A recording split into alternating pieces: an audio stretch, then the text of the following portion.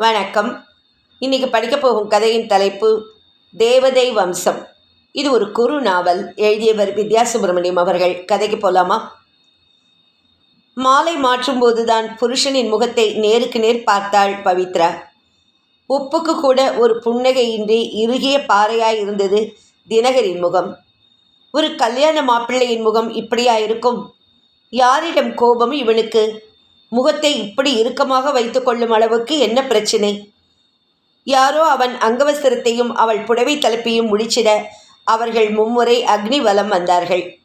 தாலி கட்டும்போது அவன் முகத்தின் இறுக்கம் இன்னும் அதிகரிக்க இனம் புரியாத கலக்கம் அவள் அடி வயிற்றில் பரவியது. முகூர்த்த சடங்குகள் முடிந்ததும் யார் யாரோ கை குலுக்க வர 1-2 பேரிடம் மட்டும் கை குலுக்கிவிட்டு மாலையை கழட்டி வைத்துவிட்டு வேகமாய் தனக்கென்று ஒதுக்கியிருந்த அறைக்கு அவன் செல்ல தனியே நின்றபடி மலங்க மலங்க விழித்தாள். மற்றவர்கள் அதை பெரிய விஷயமாய் எடுத்துக்கொண்டாற் போல் தெரியவில்லை. வந்திருந்த கூட்டம் சாப்பாட்டு ஹாலை நோக்கி படையெடுக்க, பவி, நீயும் கொஞ்சம் வேணா ரெஸ்ட் எடுத்துக்கோ, அம்மாவின் குரல் அருகில் கேட்டது. பவித்ரா மணப்பெண் அறையை நோக்கி நடந்தாள். அங்கே எங்கே போறீங்க நீ? இங்கே வாங்க. தினகரின் தங்கை பின்னாலேயே ஓடி வந்து அவள் கையை பற்றி இழுத்து கொண்டு சென்றாள். அண்ணன் இங்கே இருக்கும்போது அவரை தனியாக விட்டுட்டு நீங்கள் போனால் எப்படி? கேட்டவாறு அரைக்கதவை தட்டினாள். யார் அது? எரிச்சலோடு கேட்டான் தினகர். நான் ரம்யா. என்ன என்றபடி அவன் கதவை திறக்கும்போது ரம்யா ஓடி மறைந்தாள். திரு திருவென்று நின்றிருந்த பவித்ராவை கண்டதும் அவன் முகம் மாறியது. உங்கள் தங்கை தான். நான் வேணா போயிடுறேன். அவன் முகமாற்றம் கண்டதும் அவள் அவசரமாக கூறினாள். உள்ளவா. கரகரத்த குரலில் அவன் அழைக்க தயங்கியபடி உள்ளே போனாள். கதவை தாளிட்டு விட்டு வந்தான் அவன். உட்கார். கட்டிலை சுட்டி காட்டினான். அவள் உட்கார்ந்ததும் ஒரு நாற்காலியை இழுத்து போட்டுக்கொண்டு எதிரில் உட்கார்ந்தான். என்னை பற்றி என்ன நினைக்கிற? எடுத்த எடுப்பில் இப்படி ஒரு கேள்வி வந்து விழுந்ததும் தடுமாறி போனாள் அவள். ஒன்றும் நினைக்கல. முட்டாளா நீ? ஒன்றுமே நினைக்காமையா எனக்கு கழுத்து நீட்டின? பெரியவங்க ஏற்பாடு இது. என்னோட சந்தோஷமாக வாழ்வோன்னு நம்பிக்கை இருக்கா? நிறைய. நீ ஏமாந்து போக போகிற. உனக்கு துக்கத்தை தவிர வேறு எதுவும் மிஞ்ச போகிறதில்ல. அவள் மிரண்டு போய் அவனை பார்த்தாள். இந்த கல்யாணத்தில் உங்களுக்கு விருப்பம் இல்லையா? இல்லவே இல்லை. தென் ஒய்? ஏன் சம்மதிச்சிங்க? நிர்பந்தம். எதனால் என்னை பிடிக்கலை? நான் காதலிக்கிற பெண் கர்ப்பமாக இருக்கா. கடவுளே! அவள் அதிர்ந்தாள். அழுகை தொண்டையை அழைத்தது. தாலி கட்டிய கொஞ்ச நேரத்தில் இப்படி கவிழ்க்கப்படுவோம் என அவள் எதிர்பார்க்கவில்லை. எவ்வளவு துணிச்சல் இருந்தால் ஒரு பெண்ணை கர்ப்பமாக்கிவிட்டு இன்னொரு பெண்ணின் கழுத்தில் தாலி கட்டுவான்? இவன் தாலி கட்டவில்லை என்று நான் அழுதேனா? அவள் ஆத்திரத்தோடு அவனை பார்த்தாள். அவன் கழுத்தை அப்படியே நெரித்து கொண்டால் கூட பாவமில்லை என்று தோன்றியது. எதுக்காக அவளை விட்டுட்டு என் கழுத்தில் தாலி கட்டினீங்க? ரொம்ப சிம்பிள். எங்கள் அப்பாவோட சொத்துக்காகத்தான். வெக்கமா இல்லை இப்படி சொல்ல? இதில் என்ன வெக்கம்? நான் ஒன்றும் சினிமா ஹீரோ இல்லை லட்சியம் பேச. ஐ ஆம் அ ப்ராக்டிக்கல் மேன். எனக்கு காதலும் முக்கியம், காசும் முக்கியம். அப்பா எங்கள் காதலுக்கு ஒத்துக்கலை. அவர் வழிக்கு போகிறத தவிர வேறு வழி இல்லை. ஸோ காசுக்காக இந்த கல்யாணம், என் சந்தோஷத்துக்கு அந்த கல்யாணம். நான் காட்டி கொடுத்துட்டா? உங்கள் அப்பா கிட்ட சொல்லி உங்களுக்கு காசு கிடைக்காம செய்துட்டா? தாராளமாக செய். நீ எங்கள் அப்பா கிட்ட சொல்கிற அதே நேரம் நான் உங்கள் அப்பா கிட்ட சொல்லுவேன், உங்கள் பொண்ணு வாழ்க்கை விஷயத்தில் நீங்கள் ஏமாந்துட்டீங்கன்னு. உங்கள் அப்பா ஒரு ஹார்ட் பேஷண்ட் இல்லை.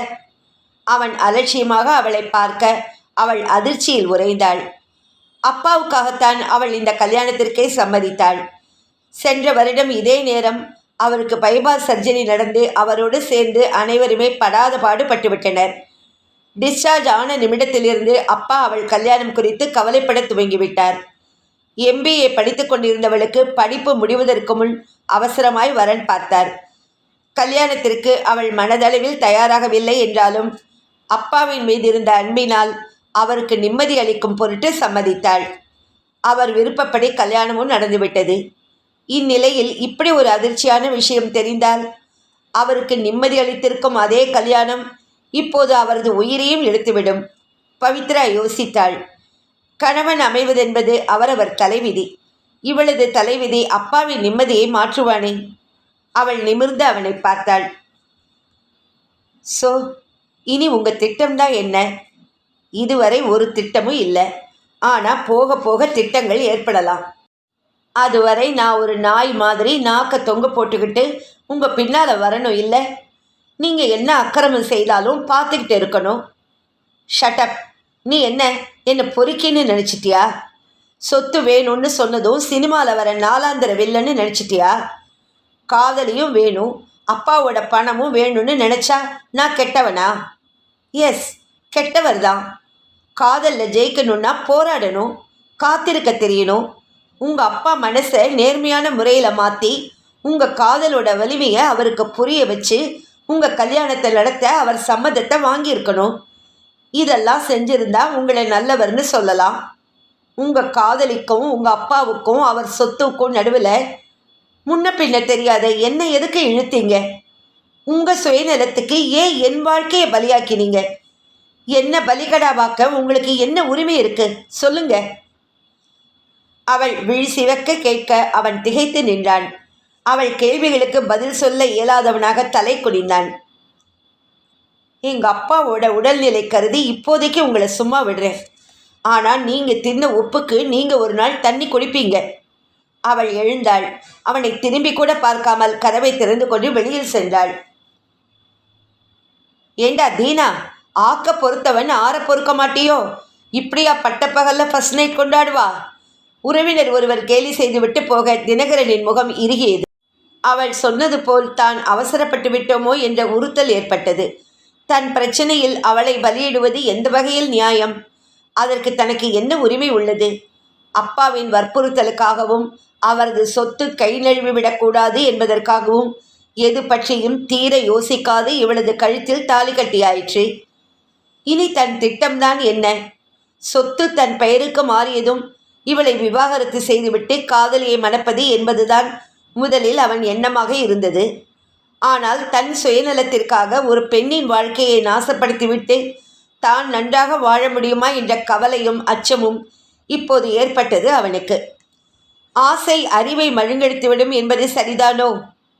அவன் சோர்வோடு கட்டிலில் அமர்ந்தான். வெளியில் சந்தடி கொஞ்சம் குறைந்திருந்தது. 2 மணிக்கு யாரோ கதவு தட்ட படுத்திருந்தவன் எழுந்தான். ஏம்பா தினகர், என்ன இப்படி வந்து உட்கார்ந்துட்ட? பொண்ணு பிள்ளையோட ஜாலியாக சாப்பிடணும்னு அங்கே ஒரு கும்பலே காத்துட்ருக்கு, வரையா?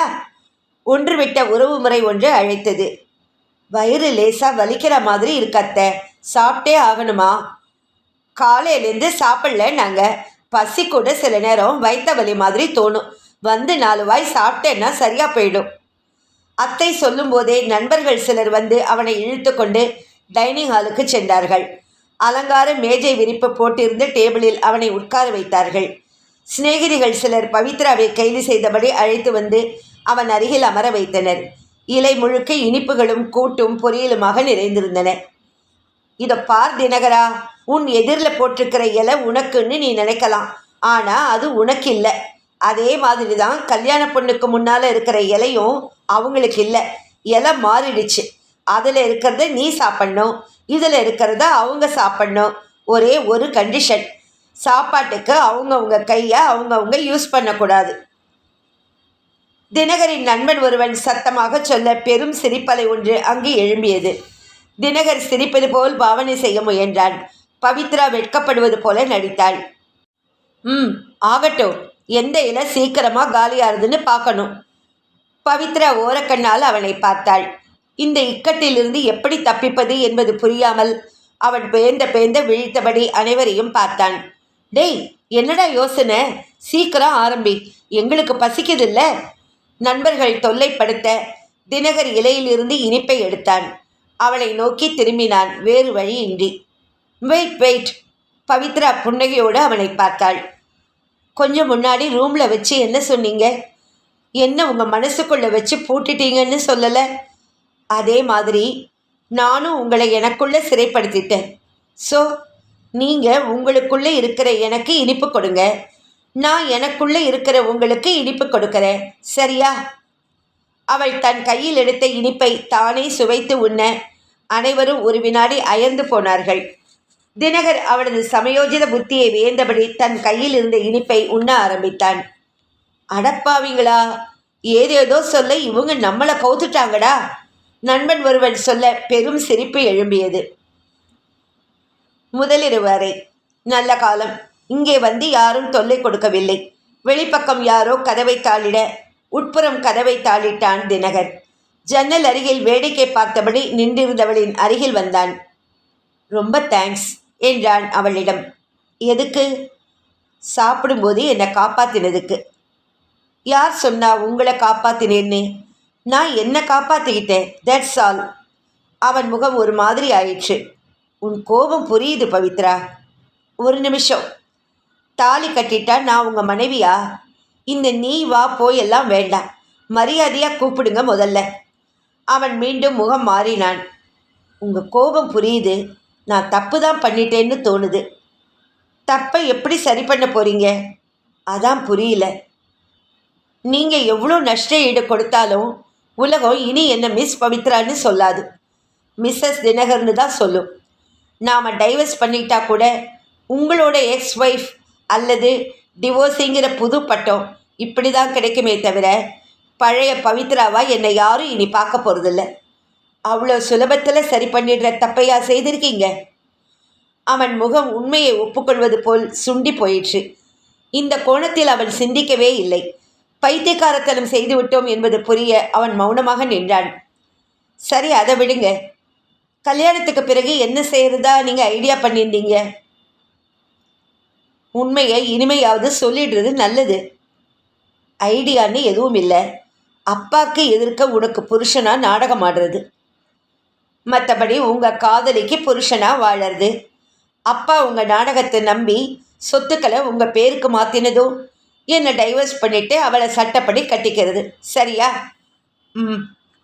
உங்கள் நாடகத்துக்கு நான் ஒத்துழைக்க வேண்டாமா? அவன் நிமிர்ந்து பார்த்தான். உங்கள் அப்பா உங்களை நம்பணுன்னா நீங்கள் மட்டும் நடித்தா போதுமா?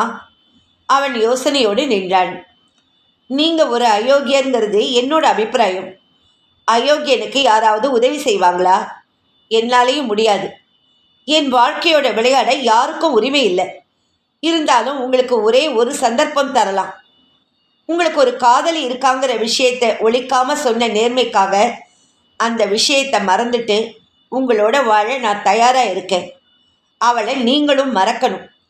காதலிச்சது அவளையா இருக்கலாம், ஆனால் கைப்பிடிச்சது என்ன? இதுதான் விதிங்கிறத ஒத்துக்கிட்டு என்னோட வாழணும். இது உங்களால் முடியுமா? அது மட்டும் முடியாது. அப்போ என்னை விட்டுருங்க. உங்கள் அப்பா கிட்ட நாடகமாட என்னால் முடியாது. உண்மை உங்கள் அப்பாவுக்கு தெரிஞ்சா? எங்கள் அப்பாவோட உடல்நிலை தான் உங்களுக்கு துருப்புச்சிட்டா? அதை வச்சு என்ன அடக்கிடலான்னு பார்க்குறீங்கல்ல? மத்தியானம் அதை பற்றி நான் கவலைப்பட்டேன், உண்மைதான். ஆனால் என்றைக்கோ ஒரு நாள் இந்த உண்மை அவருக்கு தெரிய வரும்போது நிலைமை இன்னும் மோசமாகுமே.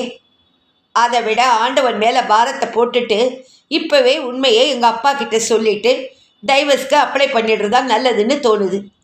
எங்கள் அப்பாவோட விதி இந்த விஷயத்தால் தான் முடியணும்னு இருந்தால் அதை யாரால் தடுத்துட முடியும்?